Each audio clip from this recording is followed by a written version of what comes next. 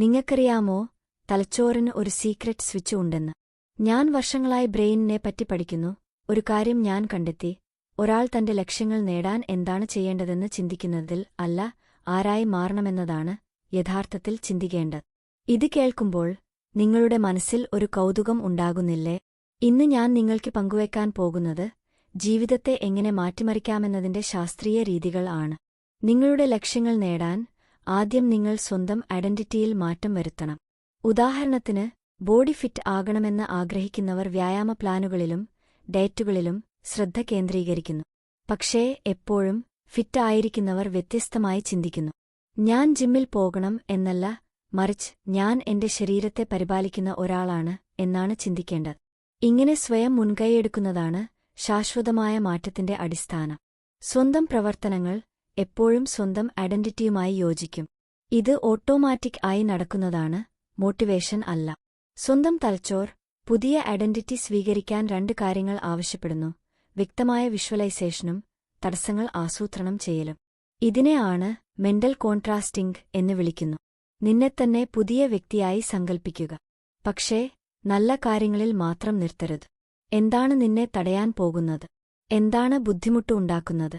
ഇരുവശങ്ങളും കാണുമ്പോൾ നിങ്ങളുടെ തലച്ചോർ ഒരു യഥാർത്ഥ റോഡ് മാപ്പ് സൃഷ്ടിക്കുന്നു. നിങ്ങളുടെ ബ്രെയിനിന് ഒരു സ്കോർ കീപ്പിംഗ് സിസ്റ്റമുണ്ട്. നീ പുതിയ വ്യക്തിയായി മാറുന്നതിന്റെ തെളിവ് ഇതിന് ആവശ്യമാണ്.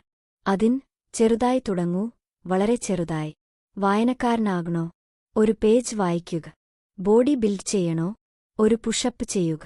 ഈ മൈക്രോ ആക്ഷനുകൾ ചെറുതാണെങ്കിലും അവ നിങ്ങളുടെ തലച്ചോറിന്റെ ഐഡന്റിറ്റി മാപ്പിനെ പുനർനിർമ്മിക്കുന്നു. നിങ്ങളുടെ പരിസ്ഥിതി നിന്റെ മാറ്റത്തെ പിന്തുണയ്ക്കുകയോ തകർക്കുകയോ ചെയ്യും. ടെംപ്റ്റേഷൻ ബണ്ട്ലിംഗ് എന്ന ആശയം ഉപയോഗിക്കുക. നിങ്ങൾ ചെയ്യേണ്ട കാര്യം നിങ്ങൾക്ക് ഇഷ്ടമുള്ള കാര്യവുമായി കണക്ട് ചെയ്യുക. ഉദാഹരണത്തിന്, നിങ്ങളുടെ പ്രിയപ്പെട്ട പോഡ്കാസ്റ്റ് വ്യായാമം ചെയ്യുമ്പോൾ മാത്രം കേൾക്കുക. നിങ്ങളുടെ പരിസ്ഥിതി പൂർണ്ണമായും പുനർനിർമ്മിക്കണം. ഗിറ്റാർ പഠിക്കണോ? അത് ലിവിംഗ് റൂമിന്റെ നടുവിൽ വെക്കുക. ആരോഗ്യകരമായി ഭക്ഷിക്കണോ? പഴങ്ങൾ ദൃശ്യമാക്കുന്ന രീതിയിൽ വക്കുക. സ്നാക്സ് മറയ്ക്കുക. നിങ്ങളുടെ ബ്രെയിനിന് ഒരു ഗ്ലിച്ച് ഉണ്ട്, അതായത് നഷ്ടപ്പെടുന്നത് വിജയിക്കുന്നതിനേക്കാൾ ഇരട്ടി വെറുക്കുന്നു. 100 രൂപ ഒരു ലക്ഷ്യത്തിനായി വെച്ചാൽ അത് നേടാതിരിക്കുന്നത് നിന്റെ തലച്ചോറിന് നഷ്ടമായി തോന്നും. അതുകൊണ്ട് സീഗാർനിക് ഇഫക്റ്റ് എന്ന ഈ പ്രതിഭാസം ഉപയോഗപ്പെടുത്തുക. ഒരു ടാസ്ക് തുടങ്ങി ചെറിയ ഇടവേള എടുക്കുക. അപ്പോൾ നിങ്ങളുടെ ബ്രെയിന് അത് പൂർത്തിയാക്കാൻ ആഗ്രഹിക്കും. കമ്മിറ്റ്മെന്റ് ഡിവൈസുകൾ ഉപയോഗിക്കുക. അത് എങ്ങനെ എന്നാൽ, നിന്റെ ലക്ഷ്യം എല്ലാവരോടും പറയുക, ഷെഡ്യൂളുകൾ ഉണ്ടാക്കുക. അതുവഴി ബ്രെയിൻ ആ ടാസ്ക് ഒഴിവാക്കാനുള്ള ശ്രമത്തെ കൺട്രോൾ ചെയ്യാം.